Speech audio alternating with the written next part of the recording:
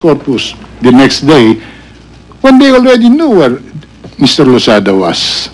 Ito ang mga hindi mapagtugma-tugmang mga detalye ng ating larawan ngayon na dapat pagtugbayin natin para lumabas ang katotohanan.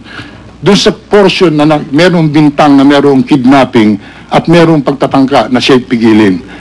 Yun po lamang ang aking kaalaman dito at yun po ang nais kong idiin.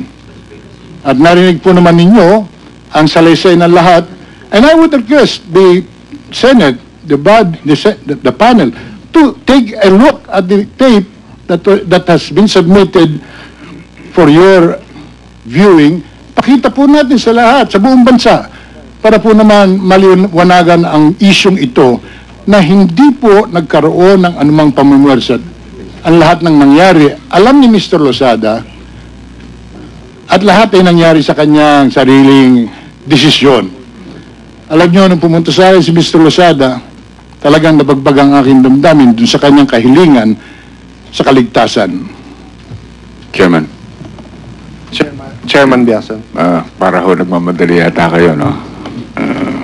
May isang tanong. Kailan ho humingi sa inyo ng security si Mr. Losada? When the moment he started narrating his problem with me, he asked for help. When was this? Before he left for abroad. As Before? Senator, yes. And then, when he was in Hong Kong and he was coming home, yun din po ang kanyang anxiety. Okay. Hindi naman niya sinabi sa aking sekretaryo, naghihintay sa akin ang media o naghihintay ang sino man sa labas. Akala ko, at that point in time, ako lang ang inaasahan niya. And his life was always in danger, so I had to provide him the necessary assurance and security. Bago siya umalis, humingi na ng security. Bago po. Binigyan niyo po ba? Opo. Siya po'y pinasusundan namin. Meron siyang security? Ay, hindi po. Malaya pa naman ho siyang gumagalaw nun.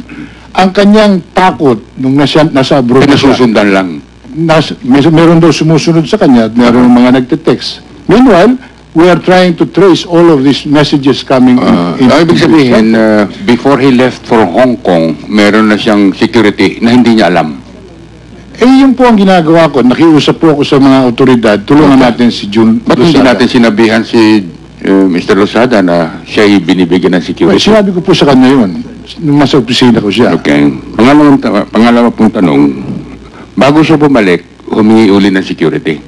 Nung nasa Hong Kong po siya, bago Tama siya ho yun. bumalik, ang sabi niya sa akin baka naman kung ano ang aking daratnan dyan. Hindi niya sigurado kung anong daratnan niya. I took it, ang kanyang pangambayin tungkol sa buhay niya at seguridad niya. Again, out of concern. Ako lang ang kanyang kausap at that point. Akala ko po, ako lang ang kausap niya. Wala siyang ibang kinakausap. Okay. Kung alam ko lamang na siya mayroong ibang kausap, baka sinabi ko sa kanya, Mr. Losada, alam ng lahat ng movement mo, paano tayo magkakatulungan? Hindi ko po alam yun. Okay. Now, ang katanungan, nasabi ba sa inyo kung kanino siya o kung saan siya natatakot? Hindi po niya sinabi. Ang sabi lamang niya, ito mga text. Ako'y takot na takot sapagkat ang kapatid ko'y na biktima na karahasan at ayoko namang makadalawa pa sa pamilya ko. Kinatatakutan niya kaya yung mga taga-Senado? Hindi ko na po masasabi yun. Siguro siya ang makakasagot. Subalit, sa kanyang tono, sa kanyang maluhaluhang sitwasyon, ako'y walang choice kundi tumulong. Kasi ho, yung pag-alis ni Mr. Losada, bago siya umalis, meron ng warrant of arrest, hindi po ba? Hindi ko po alam yun. Alam na ng taong bayan yun eh. Hindi ko po alam yun. Nasa periodiko lahat yan, nasa dyaryo, nasa radyo, front page, etc., etc. And I think that the newspapers and the media were even quoting the arrest order or warrant of arrest issued by the Senate. Hindi po ba? Ang alam ko po June Losada didn't want to appear before the Senate. Yeah. Alam ko po yun. Even when he was being subpoenaed, sabi nga niya sa akin, tulungan mo ako sa abot ng kakayanan mo. I don't want to appear before the Senate. Sabi ko, meron naman siguro tayong mga batas na maaaring pairalin. Get a good legal counsel and a legal support to allow you to take that position. Hindi ko sinabi sa kanyang, huwag kang pumunta sa Senado. Kailan ho ba siya inutusan na pumunta sa London? Yung po'y papeles na isubmit sa aking opisina. Aha. At nung sabi niya, meron siyang naka-schedule na konferensya, sabi ko saan? Sa London. Andiyan na po. Yun po ang na-issue sa kanya. Nakita ko po yung papel, meron naman siyang otoridad na pumunta sa London. So, si Mr. Lusada nagsabing a-attend siya na ng conference? Siya po. Sa London? Sa London, opo. Opo. Ano po ba yung conference na attendan niya? Tungkol sa kanyang specialization on alternative fuel and other geotropal-related Chinek niyo po ba kung ano yung talagang conference na yun? hindi ko na po nakuha ang ma-check yun sapagkat I relied on his technical and... Kasi may listahan po dito ng mga imbitado na bayan a-attend doon sa conference na yon. Hindi ho nakalista ang Pilipinas eh. Palagay ko, mabuti siguro tanungin natin si Mr. Lusada Puron bakit siya humingi ng permiso para sa London. Siguro ho, tatanungin din natin niya pagdating ng panahon niya. Ano po? Now, isang tanong na lang. Of course, speculative po magiging answer nito. Speculative yung tanong ko eh. Bakit po sa palagay ninyo, iba ang kinahinatnan nitong testimony ni Mr. Losada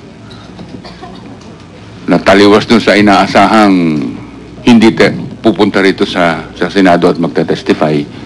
Siguro po si Mr. Losada rin makakasagot niyan sapagkat at that point in time when I felt I gave him enough security and at the same time he was being given legal counsel, I understand.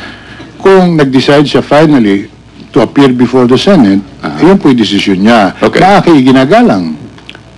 Isa pang katanungan, Mr. Secretary, humingi kayo ng formally sa Philippine National Police para magbigay ng security? Opo. Kailan po yun? Yun po'y Pebrero 5. Nung dumating na siya? Hindi po. Bago dumating, sapagkat nag-uusap kami ni Mr. Losada while he was in Hong Kong. And I knew his anxiety because maraming bumabagabag sa kanya. And he was coming home to uncertainties. And I've said, ako lang ang inaasahan niya at that point. Wala pong iba.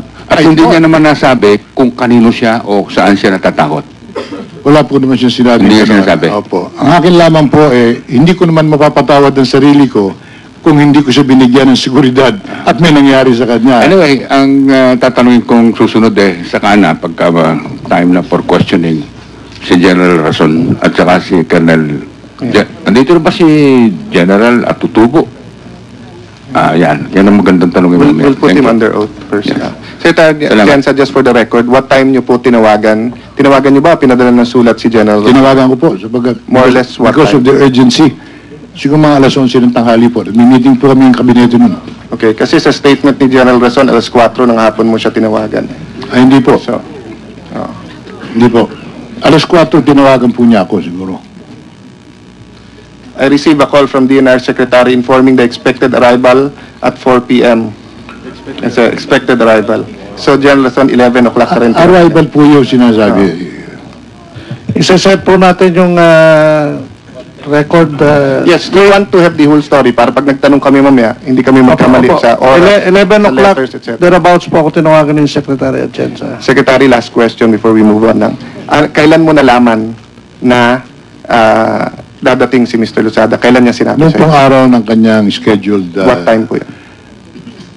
My last contact with him was about before 11 when he finally decided he was coming home and where I called up General Rason for security measures. So morning po. So umaga po. So umaga po. Dahil after that, tinatawagan ko siya to assure him again, sirado na po yung telepono niya. Okay. Yes, go ahead. General Rason, o Director Rason, that is your correct title, no? Director General Rason. Yes, Your Honor. And that is your correct title.